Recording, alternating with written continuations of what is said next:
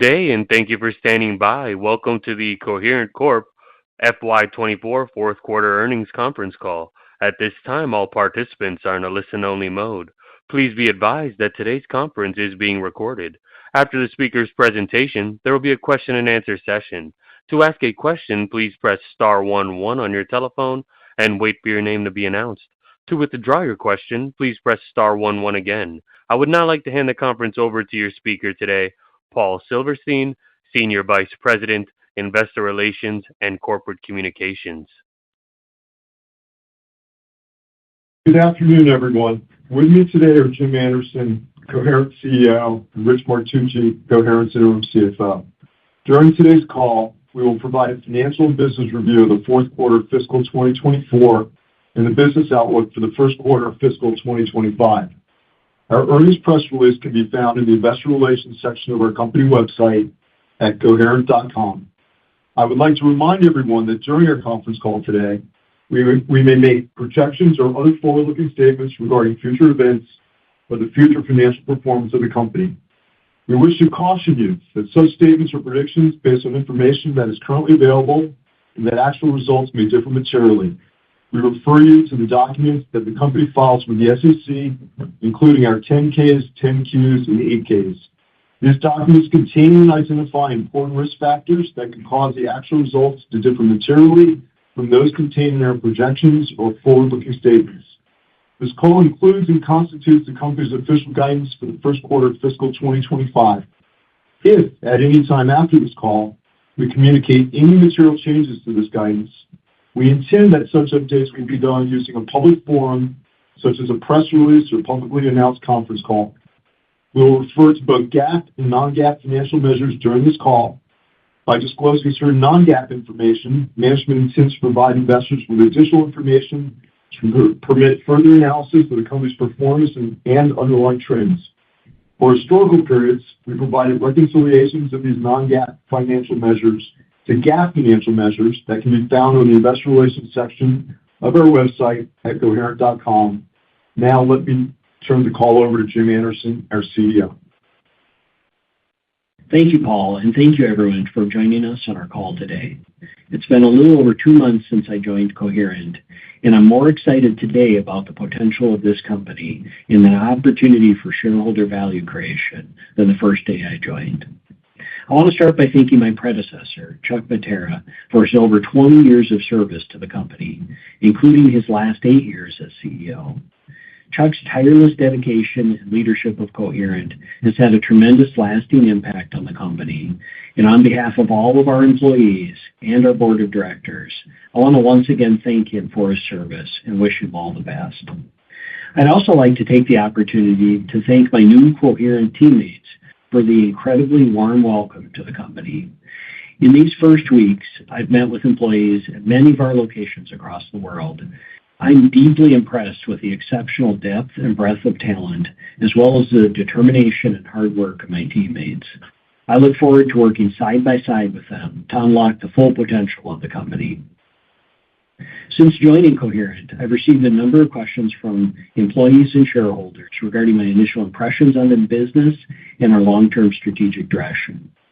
I've also been asked about my reasons for joining Coherent and what drew me to this opportunity. Let me start with what I found most attractive about joining Coherent. Simply put, it was a combination of the innovation this company is driving and the revenue growth potential that's ahead of us. Innovation is the lifeblood of the technology industry, and Coherent is a deeply innovative company.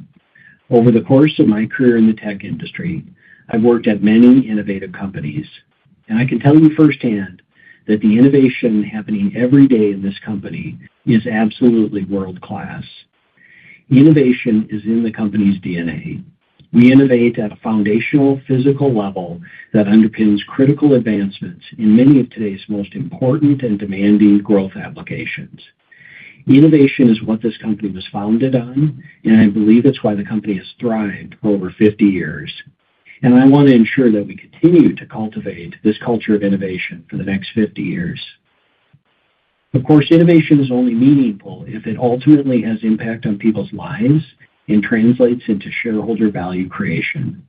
The second thing that attracted me to Coherent is our market and product position and our ability to impact and drive large secular growth opportunities. The addressable market for our products and innovation is over $60 billion and growing quickly. Coherent is an industry leader across many product lines, and we're driving innovation in secular growth applications that will change how we live and work. One of the most exciting growth opportunities is our optical transceiver technology, which underpins and drives the high-speed connectivity required by new AI data centers. While I believe this is a tremendous opportunity for the company, there are many other examples of secular growth opportunities ahead of us. Opportunities such as next-generation telecom systems, advanced displays, semi-cap equipment for next-gen fabs, industrial automation and robotics, EVs, and many others. We are well positioned across multiple long-term secular growth markets. My responsibility is to translate our innovation engine and growing market opportunity into market-leading revenue growth, expanding profitability, and industry-leading shareholder value creation. To achieve these goals and unlock shareholder value, I'm focused on three key areas of improvement. Number one, our culture. Number two, our strategy. And number three, our execution. On the culture front, I love our innovation-focused culture, which we will absolutely continue to embrace. But there's also opportunity for improvements in our culture. We have to move faster and be more agile. Speed is a competitive advantage.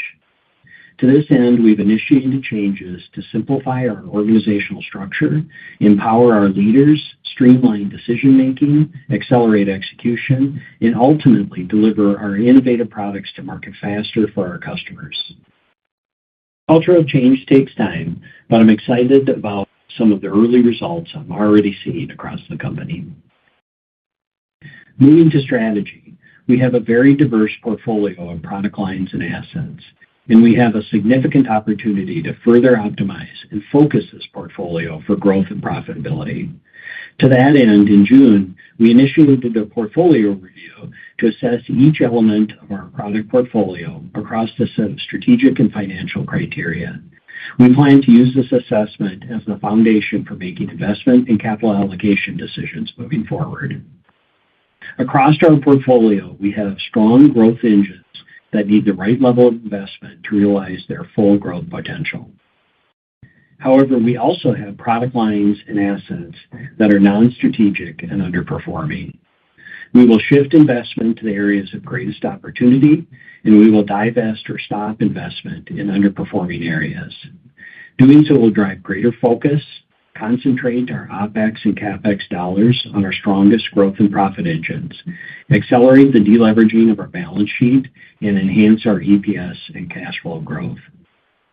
While I won't be going into the specific areas of investment and disinvestment on today's call, we plan to hold an investor and analyst meeting in the coming quarters that will lay out our strategy for the company. This will include our market growth opportunity, our key technology and product line growth investments, and our operational strategy, as well as our long-term target business model. Finally, the third area of focus for improvement is operational excellence. I believe we have significant opportunity to improve our operational efficiency and effectiveness moving forward. Let me touch on a few examples of the opportunity ahead of us. After meeting with many of our top customers and partners, it's clear to me that we can improve our revenue growth by engaging our customers in a more strategic way that is less transactional and more focused on building deep, multi-generational partnerships. Our customers definitely view us as an industry innovator, but we need to improve our roadmap execution fidelity, accelerate our time to market on key technology transitions, and become a trusted innovation partner to our customers. We also need to ensure we're leveraging the broader ecosystem and working more closely with our key partners. Beyond top-line growth, we need to improve our gross margin. Frankly, our gross margin is too low. I believe we should be operating at a consistent, sustainable gross margin level above 40%.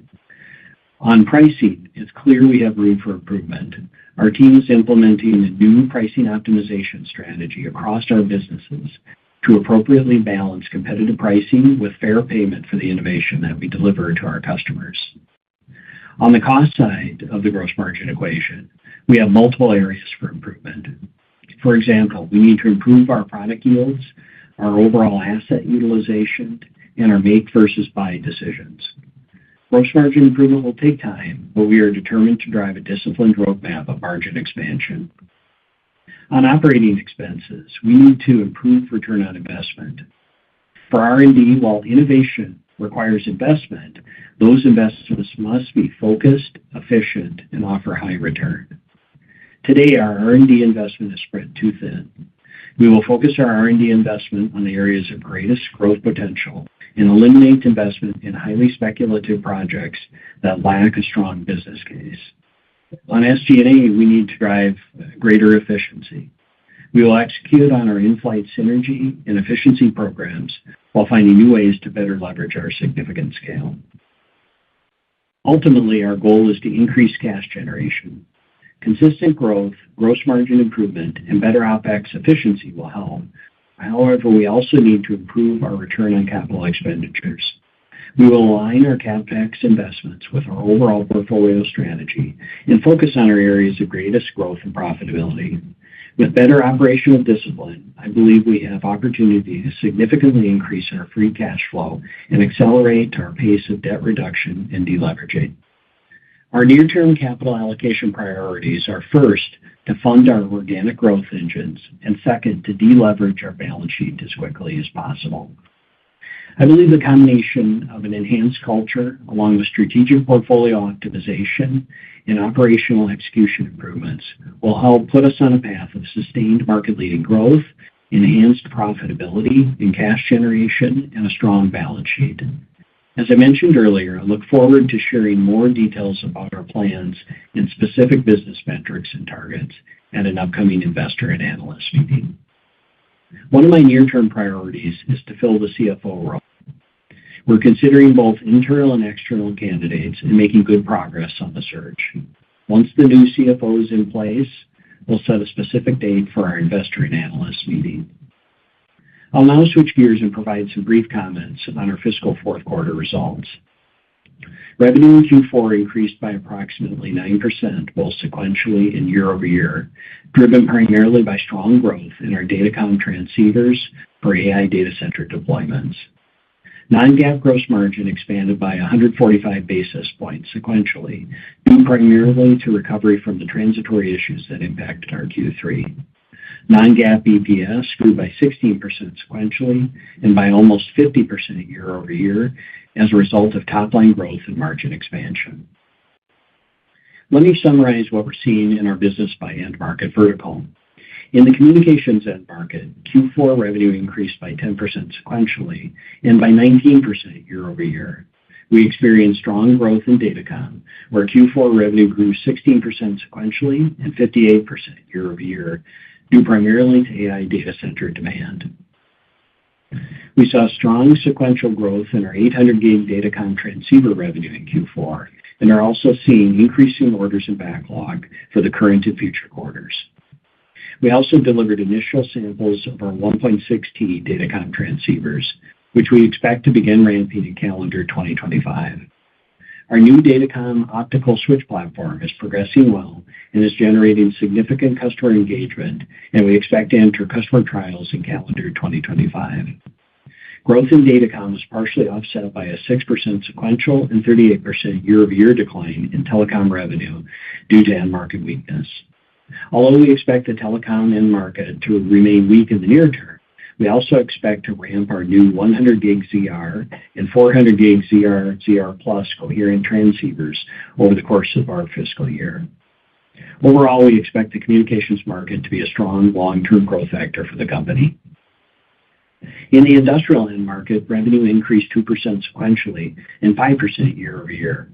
Our display capital equipment vertical saw growing demand in Q4 for our excimer lasers for annealing and related services, driven by expanding OLED adoption into smartphones and the inception of OLED adoption into laptop and tablet computers, with the latter essentially doubling long-term demand for OLED screen area production.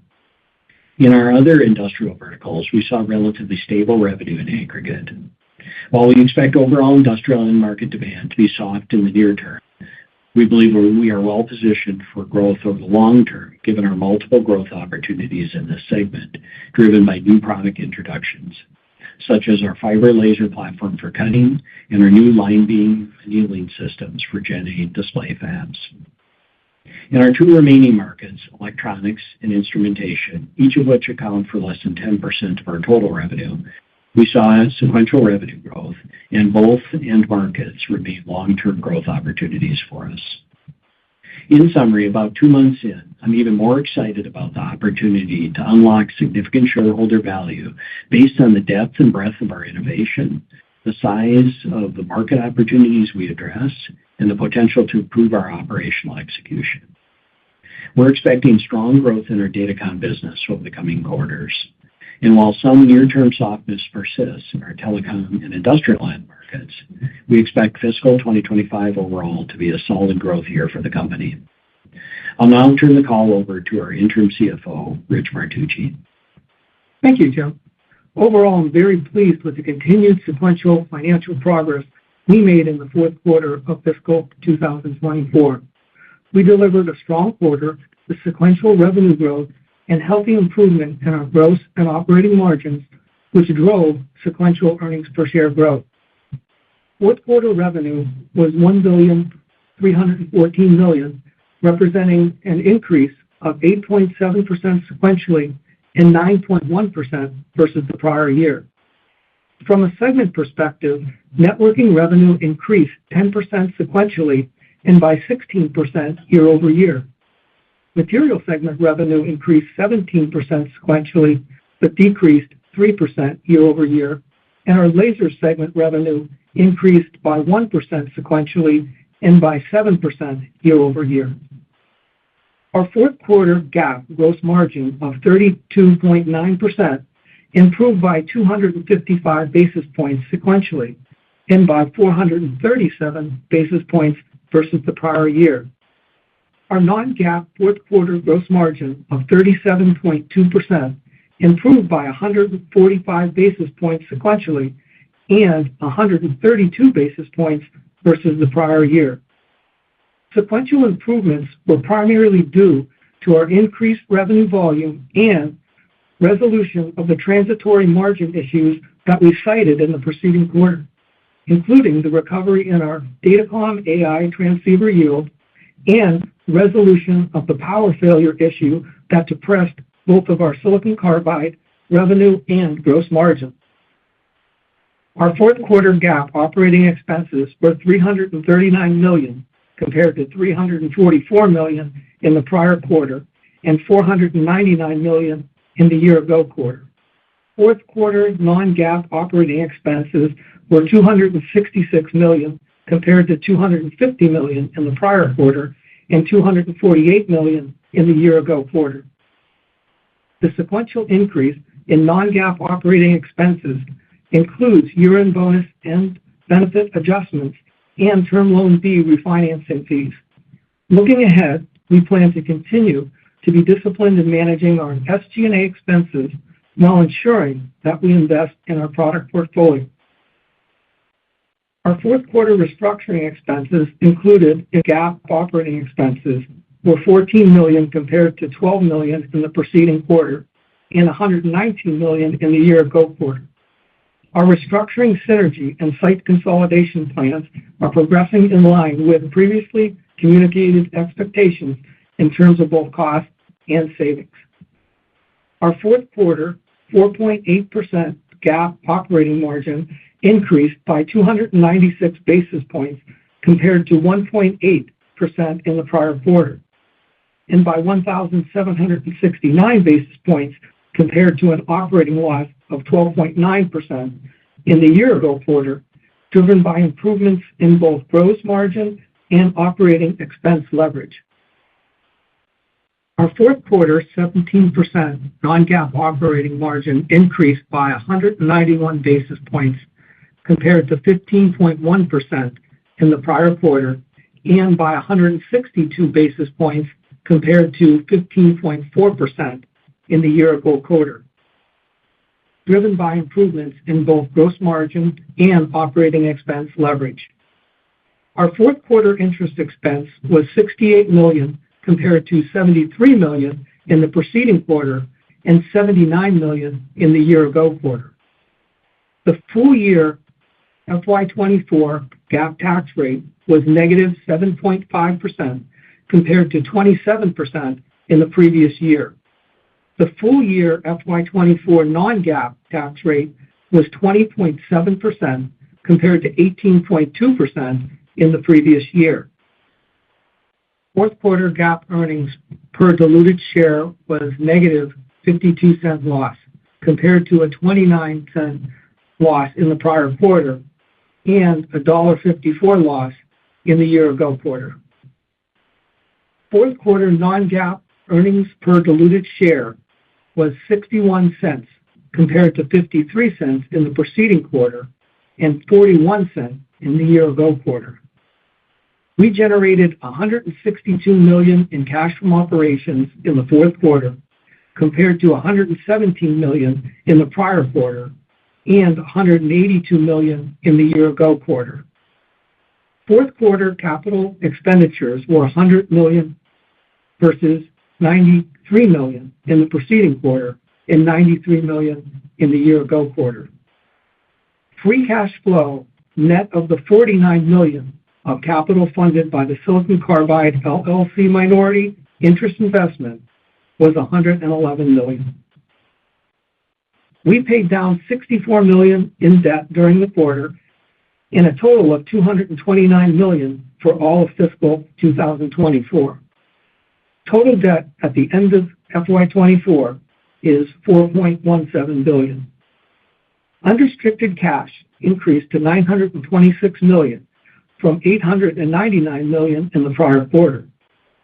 Restricted cash set aside for our Silicon Carbide LLC subsidiary decreased to $858 million from $889 million in the preceding quarter. In summary, moving forward, the company will continue to be laser-focused on investing in organic growth, improving operating leverage, prudent capital investment, and executing on paying down debt. Now I will turn to our guidance for the first quarter of fiscal 2025. Revenue is expected to be between $1.27 billion and $1.35 billion. Non-GAAP gross margin is expected to be between 36% and 38%. Total operating expenses are expected to be between $260 and $280 million on a non-GAAP basis.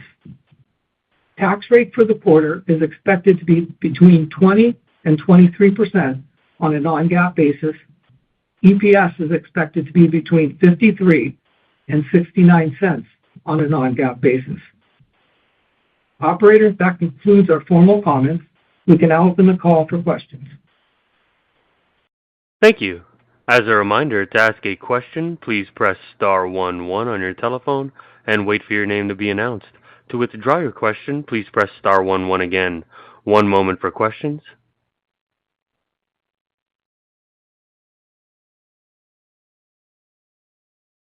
Our first question comes from Samik Chatterjee with J.P. Morgan. You may proceed. Hi. Thanks for taking my question. And Jim, look forward to working with you. I guess the first question that I wanted to sort of throw your way is really in relation to, you said it's early days in terms of the strategic assessment you're doing. Just maybe help us think about what are the sort of early reads you have around the portfolio from there. You talked about core and non-core. Maybe what's the criteria using or the lens that you're looking at it from in deciding core and non-core, and how much of the sort of implication is on operating the company more efficiently relative to maybe delevering the balance sheet in terms of priority of these actions. And I have a quick follow-up if you'll allow me. Thank you. Yeah, thank you, Samik. Thanks for the question. I appreciate it. Yeah, and the portfolio assessment, happy to talk a little bit more about that. I'm really pleased with the work that the team's been doing on this over the last couple of months. And think about the portfolio assessment as really work that we're doing to really build the foundation for our strategy going forward. And then the ultimate goal of it is to really make sure that the company is concentrating all of its assets, whether that's OpEx or CapEx, on the areas of greatest growth and profitability over the long term. And so that's really the ultimate goal. And the way we're approaching it is we're stepping back and looking at the entire company portfolio. We're breaking down the company into each one of its individual product line divisions, and then we're grading each one of those on a set of strategic and financial criteria. And then what we're doing is putting each one of the businesses into one of four categories. And happy to share a little bit more about that. The four categories are what do we think are the big growth engines for the company moving forward? What are the profit engines? What are the kind of longer term bets that the company is making? And then what are those businesses that we think are non-strategic or underperforming? When we say growth engines, those are businesses that we believe are going to drive long-term above-market growth for us. Profit engines are businesses that may be growing a little slower, but are generating really healthy levels of profit. Long-term bets are businesses that we're investing in today that have a longer ROI than typical for us, but may have big payoff at the end. And then the non-strategic and underperforming businesses are really businesses that just don't fit with the overall portfolio or are significantly underperforming our financial targets. And really with that foundation built, and that work is really concluding through the course of this month, we'll be taking a set of actions to concentrate our assets or our investment on those areas of greatest growth, as I said, and then either divesting or shutting down investment in those underperforming or non-strategic businesses. So, certainly expect to hear more about that, from us over the coming quarters. I'm certainly happy to share more about that at the Investor and Analyst Day that we're planning in the future. I think you also asked about delevering the balance sheet. That's certainly a big focus of ours as well. And I look at that delevering opportunity as really could be driven by two things. To the extent that we do decide to divest any businesses, the proceeds of those divestitures could be used to pay down the debt. But also, just setting aside the portfolio assessment, I talked about some of the operational execution improvements we want to drive, really focused on driving better, for instance, gross margin, better profit margins, and obviously that yields better cash flow, which would help us accelerate debt pay down. But that certainly delivering the balance sheet is a key focus as well. Got it. And if you allow me for a quick follow-up, I know you talked about gross margins being sustainably above 40 is how you're thinking about the business. If you sort of look at the gross margins today, do you think the effective sort of the biggest gap between where your aspiration is and what's sort of the company's delivering today, is that pricing, or is that sort of these underperforming businesses, once that's sort of done and dusted, you sort of get back to that sustainable range? Maybe just help me in sort of what's the biggest gap you're identifying between where the company should be and where the gross margins are today. Yeah, it's a great question, Samik, and I would say it's really a combination of some of it is underperforming businesses that have gross margin that are significantly below our corporate average. But also, if you set that aside, pricing, I think there's both opportunities on pricing as well as cost structure. And I mentioned this a little bit in my prepared remarks on pricing. I do believe that there's things that we can do to improve our pricing discipline moving forward.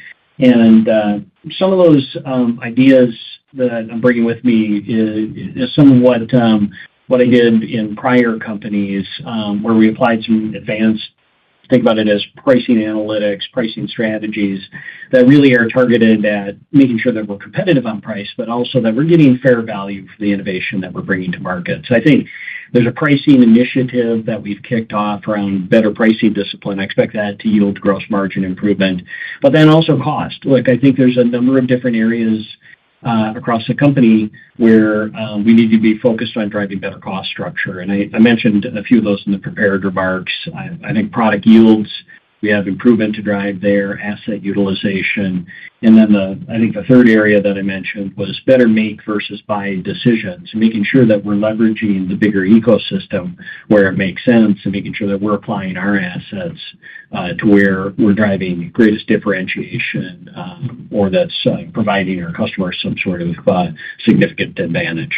But that's sort of the three different areas I'm thinking about in terms of gross margin improvement. Good. Great. Thank you. Thanks for taking my questions. Thanks, Samik. Thank you. Our next question comes from Jeff Koche with Raymond James. You may proceed. Yeah, thanks. This is Jeff Koche for Simon Leopold. I just wanted to hit on the gross margin a little bit deeper. Maybe you can talk about the glide path and, what kind of time frame do you see getting to that 40% plus range? And, really hitting on maybe that buy versus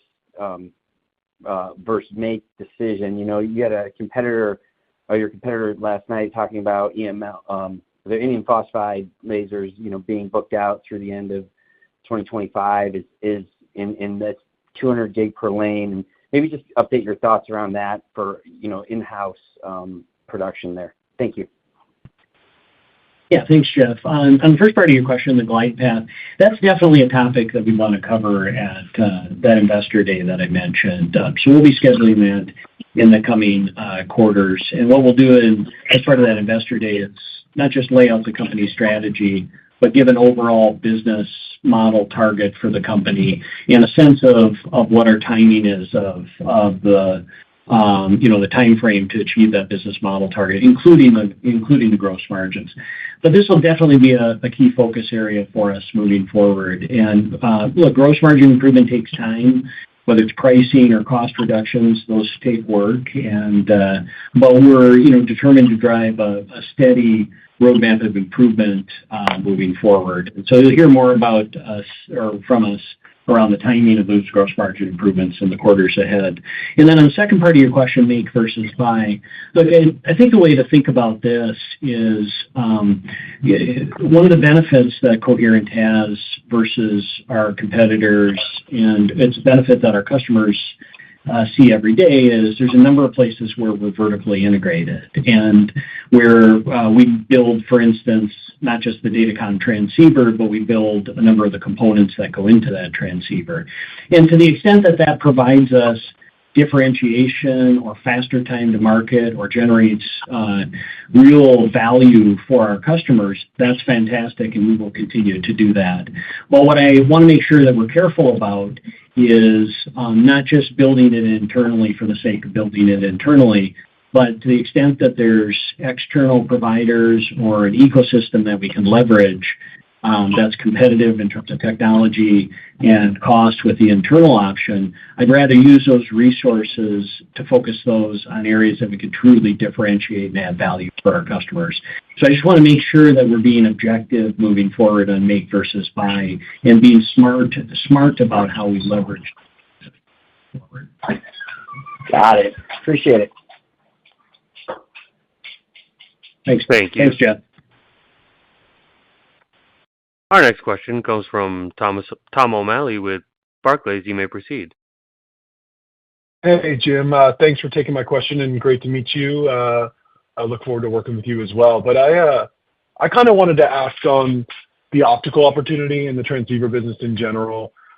I realize, you just joined the business, and there were a lot of metrics kind of floating around, and I'm sure you don't want to marry yourself to any of those right away. But in your initial days at the business, clearly, the big growth engine at Coherent has been this 800G ramp, and then, in the future, potentially the 1.6T ramp as well. But when you look at kind of, what was advertised to you when you were first looking at this job and then kind of got underneath the covers and looked at that optical opportunity, could you maybe speak qualitatively about your expectations in that business? I understand that you'll have an analyst day and maybe put some more numbers on it, but just broadly, your feelings on that business and what that growth engine could look like for Coherent over the next couple of years, and then I had a follow-up.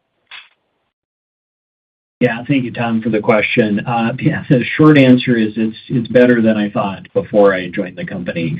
So I had a sense of always, as Coherent as a leader in optical transceivers, specifically for datacom, and obviously there's tremendous build out happening now with AI data centers, and I had my own sense of what that sort of growth trajectory would look like before I joined the company. It's stronger than what I had thought, and we've seen just over the last, I would say, 4 to 6 weeks, as I've spent a lot of time with our top customers across all of our different product lines, but especially in our datacom business. I've gotten a much better sense for the opportunity that's in front of us, and I would say it's a very strong opportunity, and we continue to see demand strengthening, forecasts strengthening, billings, backlogs. So yeah, we view this as a really key growth area for the company. The 800 gig ramp is very exciting for us. And then also, I was really pleased with the team's execution on the 1.6T. They delivered samples of 1.6T just over the past few weeks, month. I think that was a key milestone for us, and we're looking forward to ramping 1.6T next year. But yeah, I think it's an exciting growth area for the company. Now, I'll say that, but I also want to make sure that we recognize that there are other growth areas within the company as well. I know I'm excited about datacom and AI data centers, but there's a number of other good areas of growth within the company. I mentioned a few of them in my prepared remarks. So one of the things I think is a strength of Coherent is not just the innovation that I talked about, but we do have a wide portfolio of growth opportunities across our other businesses as well. And I think that makes for a really strong long-term portfolio that's a diversified portfolio of growth moving forward. So, and yeah, definitely I'll share more thoughts on all of those growth engines at that Investor Day. Perfect. And then the second one is just a little more tactical in regards to kind of what we heard last night from your competitor, who was talking about an improving telecom market into the September quarter. It sounded as though you were a little more cautious. Just can you describe what you're seeing from those customers just in the short term? This is less of kind of a long-term strategic question, but just a sense check on, are you seeing that market recovering with legacy products? Are new product introductions kind of picking up? That's what was kind of echoed last night. Newer products kind of growing at customers. Just the puts and takes on what you're seeing in the telecom market, just because visibility has been pretty bad, inventory levels have been high. Where are we at in that correction kind of off the bottom? Thank you. Yeah, thanks, Tom. And I'm going to separate it out into just purely end market comments versus I'll come back and talk about some of the new products that we have ramping here. So just purely end market, yeah, I guess we're taking a more cautious view on the market. I don't believe that we're completely out of the woods as an industry on the telecom market. Significant destocking has happened in that market, and that's good, right? The telecom market had built up significant inventory. I think most of that destocking is largely behind us, but I think there are still pockets of inventory that are out there. And so our outlook on the telecom market through the next, I would say, at least 6 months and probably into the following 6 months is a bit more of a cautious outlook. Now, it could be that we're wrong and it ends up being better or stronger than that, but we're taking a more cautious view on that. Now, that's all end market comments. Now, set that aside. I'll switch over to Coherent specifically. We, against that market backdrop, we do have a number of new products that are ramping that are pretty exciting. A number, and I mentioned them in the prepared remarks, both the 100 gig and then the 400 gig ZR and ZR Plus that'll ramp throughout the course of this year. And obviously, since they're ramping over the course of this year, they have a bigger impact in the second half of our fiscal year. So I think that we do have some growth tailwinds behind us in terms of our own products, but I think in terms of the market, we're expecting that to continue to be soft.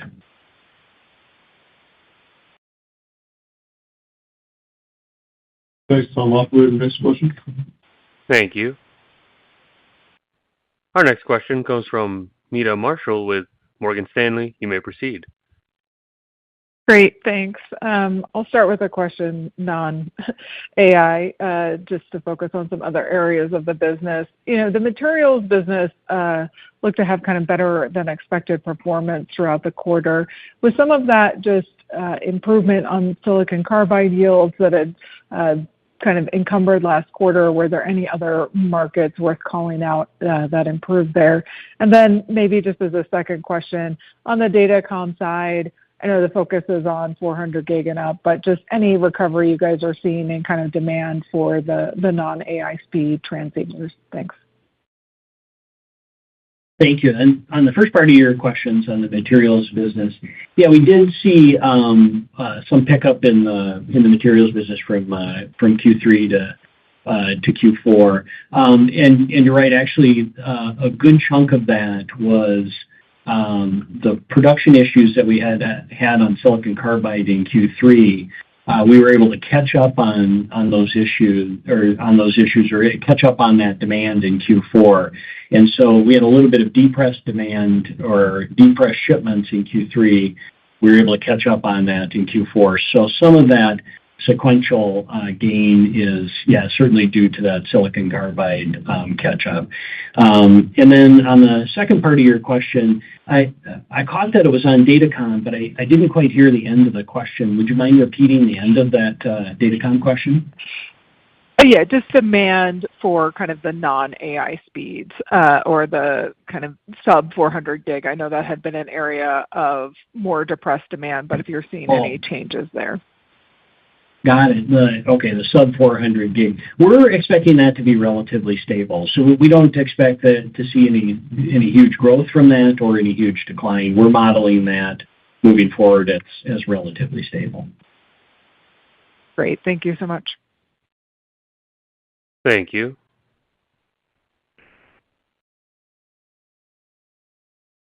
Our next question comes from Karl Ackerman with BNP Paribas. You may proceed. Yes, thank you. Jim, you spoke about the need to have less transactional revenue and the ability to improve pricing going forward. Given your innovation and leadership in high-speed optical transceivers, could you discuss the breadth of hyperscale engagements within datacom and whether this customer demand is resulting in extended volume commitments and order visibility provided to you so that you may enable those customers to meet their data center build-outs? Thank you. Yeah, thanks, Karl. So definitely we're seeing, we have very good breadth of customers. If you look at 800 gig, our breadth of customers continues to grow. It's grown on a quarter-over-quarter basis in terms of those customers that are ramping 800 gig and are in full production. And so the breadth of customers I feel really good about. It continues to grow. And then on the second part of your question around extending visibility. Yeah, our visibility, or the other way to look at it is our order book, has continued to improve over the last 90 days, especially over, I would say, the last 6 to 8 weeks. It's certainly improved. And that's given us visibility, not just through the end of this calendar year, but in the first half of next calendar year, and so really through the rest of our fiscal year here. And that order book continues to strengthen for the datacom business, which we view as very positive. And so we're definitely focused on making sure we meet that increasing demand. Thank you. Thank you. Our next question comes from Vivek Arya with Bank of America. You may proceed. Thanks for taking my question. Jim, you mentioned a strong order book for your optical transceivers extending several quarters. I'm curious, are you seeing any impact at all, positive or negative, because of changes in NVIDIA's product schedule, or does that have no impact? And then just given the strength in the order book, how does the pricing and gross margin shape up when you look at the next several quarters? Do you think it can improve from here, or do you think that margins in this business may still be, dilutive to the overall business? Yeah, thanks, Vivek. On the first part, on the part that was about the order book, we continue, as I said, we continue to see the order book strengthen. I think you asked about a particular customer. I can't comment on that particular customer or really any particular customer, but I can say that, in aggregate, we're continuing to see, again, the order book strengthen and demand growing, which is good.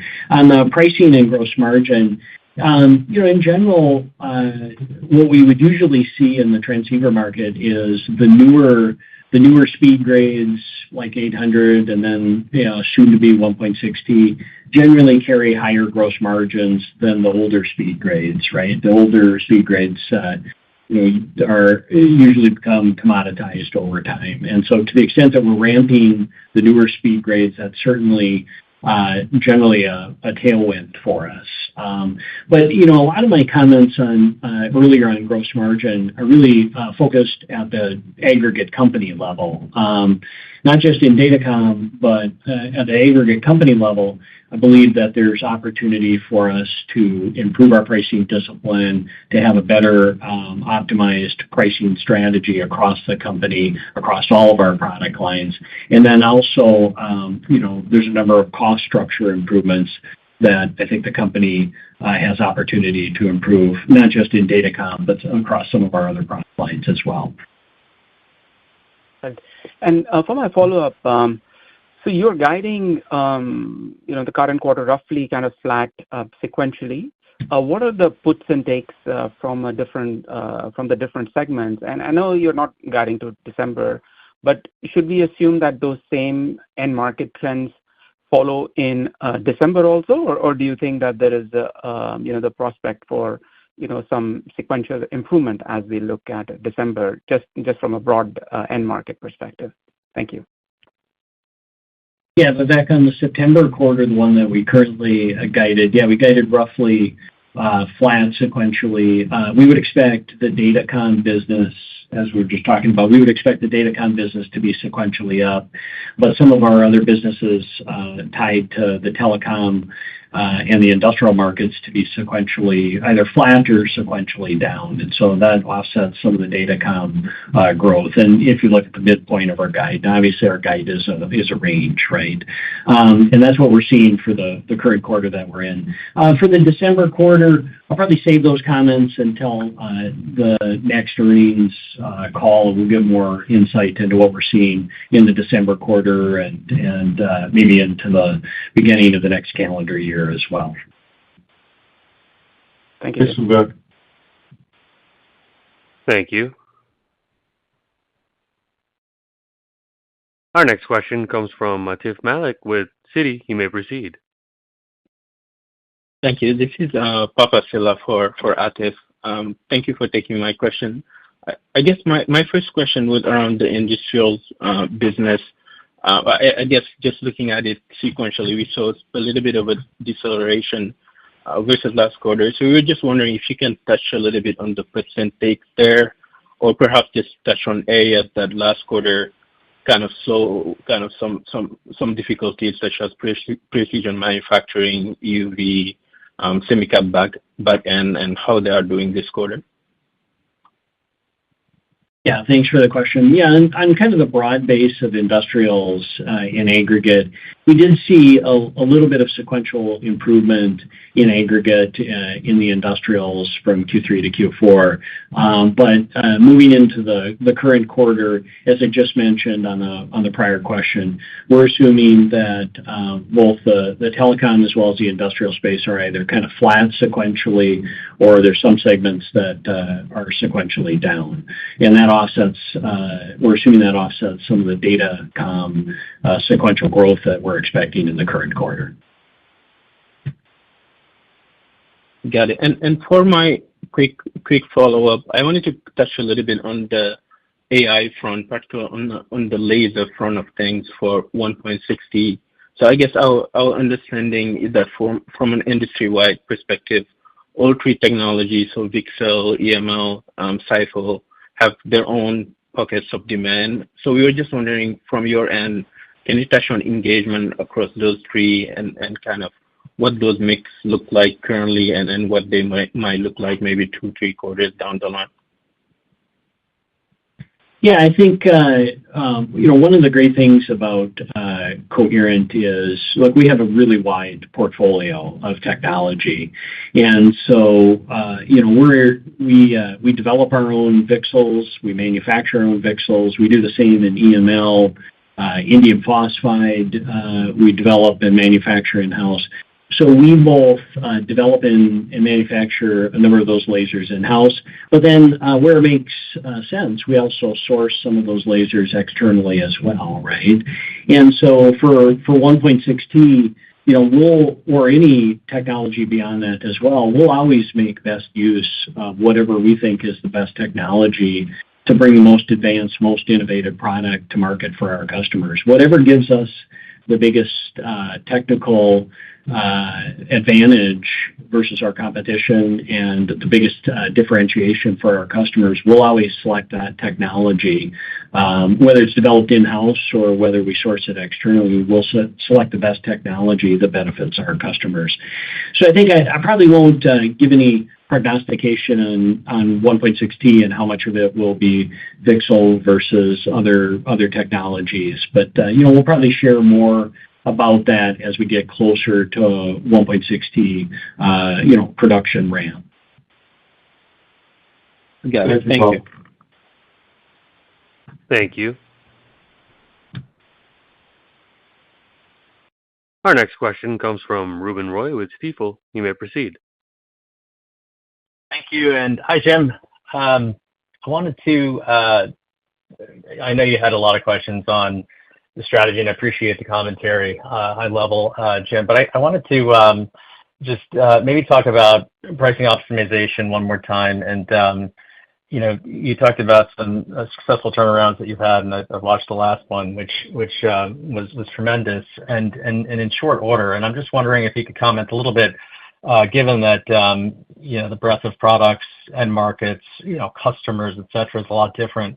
I think at Coherent than at the last turnaround that you were working on. So just how are you thinking about timing and kind of is this a multi-year strategy from an optimization strategy to get some of those margins that you want to get to, or any kind of high level commentary on that would be helpful. Yeah, thanks, Ruben. Look, all businesses, Coherent is a different business. Every business has its own dynamics, and Coherent itself has a wide range of different businesses within its portfolio. So it's a little bit different business by business. But as I spend time with both our business leaders, our general managers, our sales team, as well as time with our customers, I do think there's opportunity for us to be better in terms of our pricing discipline and how we price our products in the market. And again, striking that right balance between being competitive in the market, but making sure we get paid for the innovation that we drive. And I think that there are some approaches, strategies, tactics, and analytics that I've used in my past across multiple different businesses that I think are universal and can be applied to some of the businesses within Coherent as well. And so that's certainly what we're working on now. We've kicked off already that sort of bigger pricing optimization strategy work. We're driving that across the company. Now that does take time. It's not something that turns on like a light switch. Some of those initiatives take longer time to achieve. Some of those are near term. Some can provide short-term benefit. But there's a wide range of initiatives that we're beginning to drive, and those will yield benefit over time. And as I mentioned earlier, when we get to the Investor Day and we give our longer-term business model targets, including gross margin, we'll give some sense about what we think the progression towards those business model targets, including gross margin, will be over time. Very helpful. Thanks, Jim. And I guess just a quick follow-up. It sounds like you're saying that you started some of these actions. Are there any other strategic actions that you've implemented, currently, or is most of it on the come? Definitely in the category of gross margin expansion, we've initiated a number of, as I mentioned, pricing optimization strategies, but we're also working on product cost. So we also kicked off a number of focused product cost activities, and that's something we're driving with sort of equal focus, is how do we drive better product cost structure within the company. And given that we're a manufacturing company, there's a lot of knobs for us to turn in terms of driving better cost structure, whether that's better asset utilization, higher yields for our products, et cetera. There's a number of different places we're focused to drive better product cost structure moving forward. Thanks, Ruben. Thank you. Our next question comes from Jack Egan with Charter Equity Research. You may proceed. Hey, guys. Thanks for taking the questions. I just had one and a follow-up. So last quarter, you mentioned a 30% increase in bookings for the laser segment, but it's still, revenue-wise, it's still been kind of hovering in the $355 million range for the past 3 quarters. So I was just curious, is that due to those various positives and negatives in the industrial and telecom sectors or markets kind of offsetting each other, or is there anything else at play there? Yeah, thanks, Jack. It's actually due more to the time from when a booking is made in lasers to when it's shipped. Those are generally longer lead times, and so it has more to do with just the natural lead time of that business, and there's latency from when those bookings are placed until when the product is actually shipped. So it's more about just the natural lead times of that business. Got it. Okay. And then with the silicon carbide CapEx kind of out of the equation now, I was wondering, where are your CapEx priorities now other than expanding 800 gig? Yeah, I would say the number one priority in terms of CapEx, setting aside silicon carbide, is making sure that we have the capacity in place to support the growing demand that we're seeing in the datacom business. And so, right now, 800 gig capacity, but we're also building out 1.6T capacity as well and making sure we're ready for that ramp. So, I would say that's our priority one right now in terms of capital expense. Right. Thank you, Jack. Thanks, Jack. Thank you. Our next question comes from Ananda Baruah with Loop Capital. You may proceed. Hey, yeah, thanks, guys. Good afternoon. Thanks for taking the question. And yeah, Jim, great to meet you and look forward to working with you. Just one for me. Do you have any thoughts, Jim, on, this is a transceiver question. Do you have any early thoughts on potential for share gain, kind of share gain percent over the next couple of years? And have you yet begun to see the big data center customers begin to sort of index more towards U.S.-based transceiver producers? Thanks. Yeah, thanks, Ananda. That's a great question. As I've spent time with some of those large data center CSP customers, I think there's clearly opportunity for us to gain share at those customers due to a number of different dynamics. And look, when you look at Coherent, not only are we a technology leader in transceivers, and I think a technology leader that you can rely on over the course of multiple generations historically and moving forward, but we have an incredibly resilient supply chain. And I would say from supply chain resiliency, we are the most resilient supply chain in the industry. And so I think our big data center, datacom CSP customers are, if they haven't recognized that already, they're definitely having more appreciation for that. So I think the combination of our technology and supply chain resiliency gives us the opportunity to win significantly more share of wallet with those big customers over the coming quarters and years. So thanks for the question, Ananda. Yeah, thanks for the context. Thank you. I would now like to turn the call back over to Jim Anderson for any closing remarks. Thank you, operator, and thanks again for everybody joining us on our call today. So just to wrap it up, I'm super excited about the opportunity ahead of us at Coherent, and I want to once again thank all of my new Coherent teammates for all their hard work, dedication, and all the innovation they drive every day. While we have many strengths, we also have areas of opportunity for improvement to translate our incredible innovation engine and growing market opportunity into outstanding shareholder value creation moving forward. Thanks again for your support and look forward to updating you on our progress moving forward. Operator, that concludes our call. Thank you. This concludes the conference. Thank you for your participation. You may now disconnect.